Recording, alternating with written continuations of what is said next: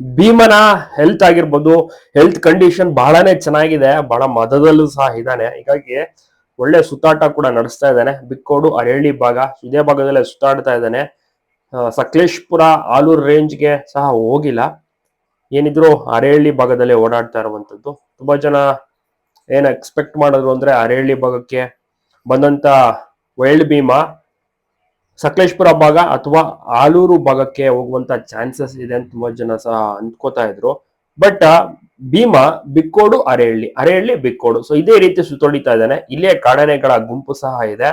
ಕಾಡಾನೆ ಗುಂಪಿಗೆ ಸೇರ್ತಾನ ಭೀಮಾ, ಇಲ್ಲೇ ಓಡಾಡ್ತಾ ಇದ್ದಾನಲ್ಲ ಅಂತ ತುಂಬಾ ಜನರ ಒಂದು ಪ್ರಶ್ನೆಯೂ ಸಹ ಇರುತ್ತೆ. ಮತ್ತೆ ಕಾಡಾನೆ ಭೀಮನ ಒಂದು ಫ್ಯಾನ್ಸ್ ಗಳು ಸಹ ತುಂಬಾನೇ ಜನ ಇರ್ತಾರೆ. ಮತ್ತೆ ಊರಿನ ಭಾಗದವ್ರಿಗೂ ಕೂಡ ಈಗ ಕ್ಲಿಯರ್ ಆಗಿ ಗೊತ್ತಾಗುತ್ತೆ ಕಾಡಾನೆ ಭೀಮಾ ಅಂದ್ರೆ ಯಾವುದು ಅಂತ. ಹಳ್ಳಿಯವ್ರಿಗೆ ಅಷ್ಟಾಗಿ ಹೆಸರು ಗೊತ್ತಿರುತ್ತೆ, ಬಟ್ ಆನೆನ ನೋಡಿದ್ರೆ ಇದೇ ಭೀಮಾ ಅಂತ ಗೊತ್ತಾಗೋದಿಲ್ಲ. ಬಟ್ ಈಗ ಕ್ಲಿಯರ್ ಆಗಿ ಗೊತ್ತಾಗುತ್ತೆ. ಹೇಗೆ ಅಂದ್ರೆ ಏಕದಂತ ಭೀಮಾ, ಸಿಂಗಲ್ ದಂತ ಇರೋದು. ಊರತ್ರ ಬರ್ತಾನೆ, ಜಮೀನು, ಅಲ್ಲಿ ಕಾಫಿ ಎಸ್ಟೇಟ್, ರೋಡ್ ಪಕ್ಕನೆ, ಸೊ ಈ ರೀತಿ ಎಲ್ಲ ಆರಾಮಾಗಿ ಓಡಾಡ್ಕೊಂಡಿದ್ದಾನೆ. ಯಾರಿಗೂ ಕೂಡ ತೊಂದರೆ ಮಾಡ್ತಿಲ್ಲ. ಅಷ್ಟೊಂದು ಜನ ಇದ್ರು ಕೂಡ ಶಾಂತ ಸ್ವಭಾವದಲ್ಲಿ ಇದು ಕಾಡಾನೆ ಭೀಮನ ಒಂದು ಗುಣಲಕ್ಷಣಗಳು ಅಂತ ಹೇಳ್ಬೋದು. ಇಫ್ ಇನ್ ಕೇಸ್ ಬೇರೆ ಕಾಡಾನೆ ಏನಾದ್ರು ಆಗಿದ್ರೆ ಒಂದು ಜಾಗದಲ್ಲಿ ಇದ್ದಿದ್ರೆ ಇಮಿಡಿಯೇಟ್ ಚೇಸಿಂಗ್ ಮಾಡ್ಬಿಡೋದು. ಆದ್ರೆ ಎಷ್ಟು ಸಿಂಪಲ್ ಆಗಿ ಶಾಂತ ಸ್ವಭಾವದಲ್ಲಿ ಕಾಡಾನೆ ಭೀಮಾ ಇದ್ದಾನೆ, ವಾಕ್ ಮಾಡ್ಕೊಂಡು ಹೋಗ್ತಾನೆ ಅಂದ್ರೆ ನಿಜವಾಗ್ಲೂ ಕೂಡ ನೋಡುಗರಿಗೆ ಆಶ್ಚರ್ಯ ಆಗುತ್ತೆ. ಮತ್ತೆ ನೋಡುಗರು ಕೂಡ ಆರಾಮಾಗಿ ಕಾಡಾನೆ ಭೀಮನನ್ನು ದೂರದಿಂದ ನೋಡ್ತಾ ನಿಂತ್ಕೊಳ್ತಾರೆ. ಊರಿನ ಭಾಗದವರು ಅರಹಳ್ಳಿ ಭಾಗದಲ್ಲಿ ಸದ್ಯಕ್ಕೆ ಕಾಡಾನೆ ಭೀಮಾ ಇರುವಂತದ್ದು ನೋಡ್ತಾ ಇರಬಹುದು. ಸಿಂಗಲ್ ದಂತ ಏಕದಂತ ಭೀಮಾ ಯಾವ ರೀತಿ ಇದ್ದಾನೆ ಅಂತ, ಫಿಸಿಕ್, ಹೈಟ್, ಪರ್ಸನಾಲಿಟಿ ಎಲ್ಲವೂ ಕೂಡ ಚೆನ್ನಾಗಿದೆ. ತೂಕ ಸ್ವಲ್ಪ ಅಫ್ಕೋರ್ಸ್ ಸ್ವಲ್ಪ ಕಡಿಮೆ ಆಗಿರ್ಬೋದು. ಈಗ weight ಗೇನ್ ಖಂಡಿತವಾಗಿಯೂ ಕೂಡ ಆಗ್ತಾ ಹೋಗುತ್ತೆ. ಮದ ಬಂದಂತ ಟೈಮಲ್ಲಿ ಸ್ವಲ್ಪ ವೀಕ್ ಆಗುವಂತ, ಯಾಕೆಂದ್ರೆ ಜಾಸ್ತಿ ಓಡಾಟ ಕೂಡ ಇರುತ್ತೆ. ಮಸ್ತ್ ಇದ್ದಂತ ಟೈಮಲ್ಲಿ ಉಚ್ಚೆ ಬಿಡ್ತಾ ಸಿಕ್ಕಾಬಟ್ಟೆ ವಾಕಿಂಗ್ ಸಹ ಮಾಡ್ತಾನೆ. ನೋಡ್ತಾ ಇರ್ಬೋದು ಕಾಡಾನೆ ಭೀಮಾ. ಏನಿಲ್ಲ ಅಂದ್ರೆ ಒಂದ್ ದಿವಸಕ್ಕೆ ಮಿನಿಮಮ್ 15 ಕಿಲೋಮೀಟರ್ ಅಂತೂ ನಡೀತಾ ಇದ್ದಾನೆ ವೈಲ್ಡ್ ಭೀಮಾ. ಒಂದೊಂದ್ಸತಿ 20-30 ಕಿಲೋಮೀಟರ್ ನಡೆದಿದ್ದಾನೆ ಭೀಮಾ ಆಲೂರು ಭಾಗದಿಂದ ಬಿಕ್ಕೋಡ್ ಭಾಗಕ್ಕೆ ಬರುವಂತ ಟೈಮ್ ನಲ್ಲಿ. ಭೀಮನಿಗೆ ತುಂಬಾನೇ ಫ್ಯಾನ್ ಫಾಲೋವಿಂಗ್ ಕ್ರೇಜ್ ಇದೆ ಬೇರೆ ಬೇರೆ ಊರಿನಿಂದ ಸಹ. ಭೀಮಾ ಹೇಗಿದ್ದಾನೆ, ಹೆಲ್ತ್ ಕಂಡೀಷನ್ ಆಲ್ಮೋಸ್ಟ್ ಎಲ್ಲ ರಿಕವರಿ ಆಗೇ ಹೋಯ್ತು ನೋಡಿ. 99% ಭಾಗ ಭೀಮಾ ಹೆಲ್ತಿ ಆಗಿದ್ದಾನೆ. ಗಾಯಗಳು ಕೂಡ ವಾಸಿ ಆಗಾಯ್ತು. ನಿಜವಾಗ್ಲೂ ಆಶ್ಚರ್ಯ. ಮತ್ತೆ ಪ್ರಕೃತಿಯ ಒಂದು ನಿಜವಾಗ್ಲೂ ಗುಣಪಡಿಸುವಂತ ಒಂದು ಲಕ್ಷಣಗಳನ್ನ ಇಟ್ಕೊಂಡಿದೆ ಅಂದ್ರೆ ನಿಜವಾಗ್ಲೂ ಖುಷಿ ಆಗುತ್ತೆ. ಕಾಡಾನೆಗಳಿಗೆ ಪ್ರಕೃತಿಯ ಒಂದು ಔಷಧಿ, ತನ್ನಕ್ ತಾನೇ ಟ್ರೀಟ್ಮೆಂಟ್ ಅನ್ನ ಪಡ್ಕೊಬಿಟ್ಟ ವೈಲ್ಡ್ ಭೀಮಾ. ತುಂಬಾ ಜನ ಅಂತ ಇದ್ರು ಟ್ರೀಟ್ಮೆಂಟ್ ಅನ್ನ ಕೊಡ್ಸಿ ಅಂತ. ಅದಕ್ಕೆ ಫಾರೆಸ್ಟ್ ಡಿಪಾರ್ಟ್ಮೆಂಟ್ ಅವ್ರು ಹೇಳ್ತಾ ಇದ್ದಿದ್ದು, ನಾವು ಆ ಅಂದ್ರೆ ಪ್ರಾಣಿಗಳ ಒಂದು ವೈಲ್ಡ್ ನೇಚರ್ಗೆ ನಾವು ಇನ್ವಾಲ್ವ್ ಆಗ್ಬಾರ್ದು, ಪ್ರಕೃತಿ ಅದಕ್ಕೆ ಮೆಡಿಸಿನ್ ಅಂತ. ಅದೇ ರೀತಿ ನಿಜ ಆಯ್ತು. ತಿಳಿದವರು ಅದಕ್ಕೆ ಹೇಳೋದು, ವೈಲ್ಡ್ ಲೈಫ್ ಎಲ್ಲರೂ ಕೂಡ ಎಕ್ಸ್ಪರ್ಟ್ಸ್ ಎಲ್ಲರೂ ಕೂಡ ಇಮಿಡಿಯೇಟ್ ಟ್ರೀಟ್ಮೆಂಟ್ ಮಾಡ್ಕೋತವೆ ತನಕ್ ತಾನೆ ಅಂತ.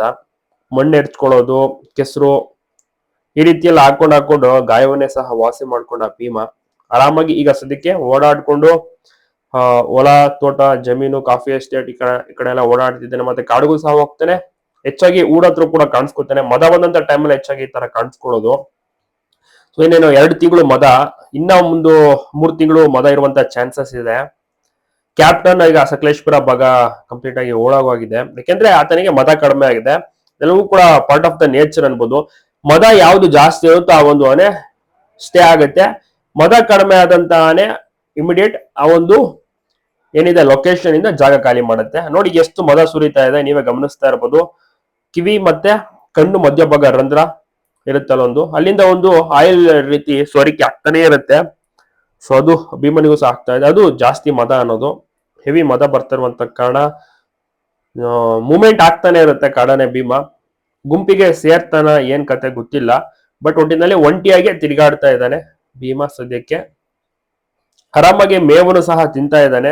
ಫೀಡಿಂಗ್ ವಿಚಾರಕ್ಕೆ ಅಂತ ಬಂದ್ರೆ ಎಲ್ಲಾ ರೀತಿಯ ಫೀಡಿಂಗ್ ಸಹ ವೈಲ್ಡ್ ಭೀಮಾ ತಗೋತಾ ಇದ್ದಾನೆ. ವೈಲ್ಡ್ ಭೀಮನನ್ನ ನೋಡ್ಬೇಕು ಅಂತ ತುಂಬಾ ಜನ ಸಹ ವೆಯ್ಟ್ ಮಾಡ್ತಾ ಇದ್ರು. ಮತ್ತೆ ಊರಿನವರು ಕೂಡ ಅಷ್ಟೇನೆ ದೂರದಿಂದ ನೋಡ್ತಾರೆ. ಯಾರು ಕೂಡ ಹತ್ರಕ್ಕೆ ಹೋಗ್ಬಾರ್ದು, ಹೋದ್ರೂ ಕೂಡ ಅದು ಡೇಂಜರ್ ಆಗಿರುತ್ತೆ. ಸೊ ಹೀಗಾಗಿ ದೂರದಿಂದ ನೋಡಿ ಆರಾಮಾಗಿ ನಿಂತ್ಕೋಬಹುದು ಅಷ್ಟೇನೆ. ಅದೇ ಜೊತೆಗೆ ಆನೆ ಕೂಡ ಅಷ್ಟೇನೆ, ಕಾಡಾನೆ ಭೀಮಾ ಜನರನ್ನೆಲ್ಲರನ್ನು ಕಂಪ್ಲೀಟ್ ಆಗಿ ಅಬ್ಸರ್ವ್ ಮಾಡುತ್ತೆ. ಯಾರ್ಯಾರಿದ್ದಾರೆ ಅಕ್ಕಪಕ್ಕ ಎಲ್ಲವೂ ಕೂಡ ಸೊಂಡ್ಲು ಮೂಲಕ ಆಗಿರ್ಬೋದು ವಾಸನೆಯನ್ನು ಸಹ ಗ್ರಹಿಸುತ್ತೆ. ಆದ್ರೆ ಯಾವುದೇ ರೀತಿ ದಾಂಧಲೆ ಮಾಡುವಂತದ್ದು ಏನೂ ಕೂಡ ಮಾಡೋದಿಲ್ಲ, ತನ್ನ ಪಡೆಗೆ ತಾನು ನಡ್ಕೊಂಡು ಹೋಗ್ತಾನೆ. ಏನು ಗೊತ್ತಿಲ್ಲದ ರೀತಿ ಯಾರು ಇಲ್ವೇನೋ ಅಂತ ಆ ರೀತಿಯ ಒಂದು ಫೀಲಿಂಗ್ ನಲ್ಲಿ ಆರಾಮಾಗಿ ನಡ್ಕೊಂಡು ಹೋಗ್ತಾನೆ. ಯಾರಿದ್ರು ಕೂಡ ತಲೆ ಕೆಡಿಸ್ಕೊಳ್ಳಲ್ಲ ವೈಲ್ಡ್ ಭೀಮಾ. ಹಾಗಂತ ಅದನ್ನ ಅಡ್ವಾಂಟೇಜ್ ತಗೊಂಡು ಹತ್ತಿರಕ್ಕೆ ಹೋಗೋದಾಗಿರ್ಬೋದು, ಫೋಟೋ ವಿಡಿಯೋ ಮಾಡೋದಾಗಿರ್ಬೋದು, ಹತ್ತಿರಕ್ಕೆ ಹೋಗಿ ಅದರ ಯಾವುದೂ ಕೂಡ ಮಾಡಬಹುದು, ಕಾನೂನು ಬಾಹಿರ ಕೂಡ ಹೌದು. ಹೀಗಾಗಿ ದೂರದಲ್ಲಿ ನಿಂತ್ಕೊಂಡ್ರೆ ಇಬ್ರಿಗೂ ಕೂಡ ಸೇಫ್, ಅಂದ್ರೆ ಕಾಡಾನೆಗೂ ಕೂಡ ಸೇಫ್, ನಮ್ಮ ಮನುಷ್ಯರಿಗೂ ಕೂಡ ಸೇಫ್ ಆಗಿರುತ್ತೆ. ಸೊ ಹೀಗಾಗಿ ಕಾಡಾನೆನ ದೂರದಿಂದ ಸಹ ನೋಡ್ಬೋದು. ವೈಲ್ಡ್ ಭೀಮಾ ಸದ್ಯಕ್ಕೆ ಮದದಲ್ಲಿದ್ದಾನೆ. ಇನ್ನ 2-3 ತಿಂಗಳು ಮದ ಸಹ ಇರುತ್ತೆ. ಜಾಸ್ತಿ ಮದ ಈಗ ವೈಲ್ಡ್ ಭೀಮಾಗೆ ಇರೋದು ಗಮನಿಸ್ತಾ ಇರ್ಬೋದು. ಈ ಕಡೆ ETF ಸಿಬ್ಬಂದಿ ವರ್ಗದವರು ಕಂಪ್ಲೀಟ್ ಯಾವಾಗ್ಲೂ ಕೂಡ ಭೀಮನ ಟ್ರ್ಯಾಕಿಂಗ್ ನಲ್ಲೇ ಇರ್ತಾರೆ. ಯಾಕೆಂದ್ರೆ ಈಗ ನೆಕ್ಸ್ಟ್ ಬೇರೆ ಕಡೆ ಏನಾದ್ರು ಪಾಸ್ ಆದ್ರೆ ಮೆಸೇಜ್ ಕೊಡ್ಬೇಕಾಗುತ್ತೆ, ಬೇರೆ ಕಾಫಿ ಎಸ್ಟೇಟ್ ನವ್ರಿಗಾಗಿರ್ಬೋದು. ಯಾಕಂದ್ರೆ ಅಲ್ಲಿ ಎಲ್ಲಾ ಕೂಡ ಕೂಲಿ ಕಾರ್ಮಿಕರು ಕೆಲಸವನ್ನ ಮಾಡ್ತಾ ಇರ್ತಾರೆ. ಕಾಫಿ ಎಸ್ಟೇಟ್ ಅಲ್ಲಿ ಕಾಫಿ ಕುಯ್ಯೋದು, ಕಟಾವು, ಅದು ಇದು ಎಲ್ಲ ಕೆಲ್ಸಗಳು ಇರ್ತವೆ. ಗೊತ್ತಾಗೋದಿಲ್ಲ ಇಮಿಡಿಯೇಟ್ ಆನೆ ಬಂದ್ರೆ ಗಾಬರಿ ಆಗ್ಬಿಡ್ತಾರೆ ಜನ ಗಾಬರಿ ಆಗಕ್ಕೆ ಇಲ್ಲಿ ಆನೆನೂ ಕೂಡ ಗಾಬರಿ ಆಗ್ಬಿಡುತ್ತೆ. ಸೊ ಹಾಗಾಗಿ ಅವ್ರಿಗೂ ಕೂಡ ಮೆಸೇಜ್ ನೀಡಬೇಕಾಗತ್ತೆ. ಸೊ ಈಗ ಆನೆ ಬೇರೆ ಕಡೆ ಪಾಸ್ ಆಗ್ತಾ ಇದೆ, ಗಮನಿಸ್ತಾ ಇರಬಹುದು. ಈ ಒಂದು ಜಾಗದಿಂದ ಬೇರೆ ಒಂದು ಎಸ್ಟೇಟ್ಗೆ ಪಾಸ್ ಆಗ್ತದೆ. ಸೊ ಹೀಗಾಗಿ ಆ ಎಸ್ಟೇಟ್ ಅವ್ರಿಗೆ ಮೆಸೇಜ್ ಅನ್ನ ಕೊಡ್ತಾರೆ, ನಿಮ್ಮ ಎಸ್ಟೇಟ್ ನಲ್ಲಿ ಆನೆ ಬಂದಿದೆ, ಕೆಲಸದವ್ರನ್ನ ಯಾರನ್ನೂ ಕೂಡ ಇಲ್ಲಿ ಇರಿಸ್ಬೇಡಿ, ಎಲ್ಲರೂ ಕೂಡ ಕಳಿಸ್ಬಿಡಿ ಅಂತ. ಆನೆ ಪಾಸ್ ಆಗೋದು ಯಾರು ಕೂಡ ಅಲ್ಲಿ ಜನ ಬರೋದಿಲ್ಲ. ಸೊ ಈ ರೀತಿ ಪ್ರಿವೆನ್ಷನ್ ಆಗ್ತಾ ಇರೋದು ETF ಸಿಬ್ಬಂದಿ ವರ್ಗದವರು ಇರುವಂತಹ ಕಾರಣದಿಂದಲೇ ತುಂಬಾ ಪ್ರಾಣ ಹಾನಿ ಕೂಡ ತಡೆಗಟ್ತಾ ಇದ್ದಾರೆ. ಅವರು ಮೆಸೇಜ್ ಗಳನ್ನ ಕೊಡ್ತಾ ಹೋಗ್ತಾರೆ. ಕೂಲಿ ಕಾರ್ಮಿಕರು ಯಾರ್ಯಾರು ಇರ್ತಾರೆ, ಸೊ ಅವರೆಲ್ಲರೂ ಕೂಡ ಆ ಒಂದು ಜಾಗದಿಂದ ಹೋಗ್ಬೇಕಾಗತ್ತೆ ಆನೆ ಬಂದಂತ ಟೈಮ್ ನಲ್ಲಿ. ಅಷ್ಟಕ್ಕಾಗಿ ಸ್ವಲ್ಪ ಪ್ರಾಣಹಾನಿ ಕೂಡ ಕಡಿಮೆ ಆಗಿದೆ ಅಂತಾನೆ ಹೇಳ್ಬೋದು. ಒಟ್ಟಿನಲ್ಲಿ ಎಲ್ರೂ ಕೂಡ ಸೇಫ್ ಆಗಿರ್ಬೇಕಾಗತ್ತೆ. ಪ್ರಾಣಿಗಳು ಸೇಫ್ ಆಗಿರ್ಬೇಕು, ಜನರು ಸೇಫ್ ಆಗಿರ್ಬೇಕು. ಜನಗಳ ಬೆಳೆ ನಾಶ ಆಗ್ತಾ ಇದೆ, ಪ್ರತಿದಿನ ಒಂದಲ್ಲ ಒಂದು ಕಡೆ ಬೆಳೆ ನಾಶ ಆಗ್ತಾನೆ ಇರುತ್ತೆ ಆನೆಗಳ ಒಂದು ಎಂಟ್ರಿಯಿಂದಾಗಿ. ಒಂದ್ಸತಿ ಆನೆ ಗುಂಪೇನಾದ್ರೂ ಎಂಟ್ರಿ ಕೊಟ್ರೆ ಕಂಪ್ಲೀಟ್ ತೋಟ ಆಗಿರ್ಬೋದು, ಹೊಲ ಗದ್ದೆ ಎಲ್ಲವೂ ಕೂಡ ಉಳಿಸಾಗತ್ತೆ. ಸಿಂಗಲ್ ಆನೆ ಬಂದ್ರೆ ಸ್ವಲ್ಪ ಮಟ್ಟಿಗೆ ಬೆಳೆ ಪ್ರಮಾಣ ನಾಶ ಆಗತ್ತೆ. ಒಟ್ಟಿನಲ್ಲಿ ಇದಾಗಿರುತ್ತೆ ಅಪ್ಡೇಟ್. ಕಾಡಾನೆ ಭೀಮಾ ಸುತ್ತಾಡ್ತಾ ಇದ್ದಾನೆ, ಬೇರೆ ಬೇರೆ ಹಳ್ಳಿಗಳೆಲ್ಲ ತಿರುಗಾಡ್ತಾ ಇದ್ದಾನೆ. ಅರೇಹಳ್ಳಿ, ಪಿಕ್ಕೋಡು, ಸೊ ಇದೇ ರೀತಿ. ಈಗ ಸದ್ಯಕ್ಕೆ ಅರೇಹಳ್ಳಿ ಭಾಗದಲ್ಲಿ ಕಾಡಾನೆ ಭೀಮಾ ಇದ್ದಾನೆ. ಅದು ಕೂಡ ಅಲ್ಲಿ ದೊಡ್ಡ ದೊಡ್ಡ ಕಾಫಿ ಎಸ್ಟೇಟ್ ಗಳಿದಾವೆ. ಒಳಗಡೆ ಹೋಗ್ಬಿಟ್ರೆ ಡೀಪ್ ಆಗಿ ಗೊತ್ತೇ ಆಗೋದಿಲ್ಲ ಅಲ್ಲಿ ಕಾಡಾನೆ ಇದೆ ಅಂತ, ನಿಂತ್ಕೊಂಡಿದೆ ಅಂತಾನೂ ಸಹ ಗೊತ್ತಾಗೋದಿಲ್ಲ. ಅಂತಂತ ಕಾಫಿ ಎಸ್ಟೇಟ್ಗಳು, ದೊಡ್ಡ ದೊಡ್ಡ ರೊಬಸ್ಟ ಗಿಡಗಳೆಲ್ಲವೂ ಕೂಡ ಇರುತ್ತೆ. ಮಧ್ಯಭಾಗದಲ್ಲಿ ಸ್ಟ್ಯಾಚು ರೀತಿ ಆನೆಗಳು ಹೆಚ್ಚಿನ ಸಮಯ ನಿಂತ್ಕೊಂಡ್ಬಿಡ್ತವೆ, ಕದ್ಲಾಡೋದೇ ಇಲ್ಲ.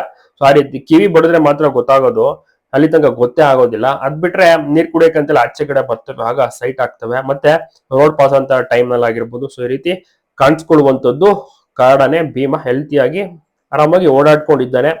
ಮಸ್ತ್ ಕಡಿಮೆ ಆಗೋ ತನಕ ಇದೇ ತರನೇ ಜಾಸ್ತಿ ಮೂವ್ಮೆಂಟ್ ಆಗ್ತಾನೆ ಇರ್ತಾನೆ ವೈಲ್ಡ್ ಭೀಮಾ. ಏನಿಲ್ಲ ಅಂದ್ರೂ ದಿನಕ್ಕೆ 10-15 ಕಿಲೋಮೀಟರ್ ಅಂತೂ ನಡೀತಾನೆ. ಇನ್ನು ನೆಕ್ಸ್ಟ್ ವಿಡಿಯೋದಲ್ಲಿ ಸಹ ನೀವು ರಾಣಿಬೆನ್ನೂರಿನಲ್ಲಿ ವೈಲ್ಡ್ ಎಲಿಫೆಂಟ್ ಕ್ಯಾಪ್ಚರ್ ಆಗ್ತಾ ಇದೆ. ಸೊ ಕಂಪ್ಲೀಟ್ ಆಗಿ ಮಿಸ್ ಮಾಡಿದ್ರೆ ಅದನ್ನು ಸಹ ನೋಡಿ, ಪ್ರತಿಯೊಬ್ಬರಿಗೂ ಸಹ ವಿಡಿಯೋನ ಶೇರ್ ಮಾಡೋದನ್ನ ಮರಿಬೇಡಿ.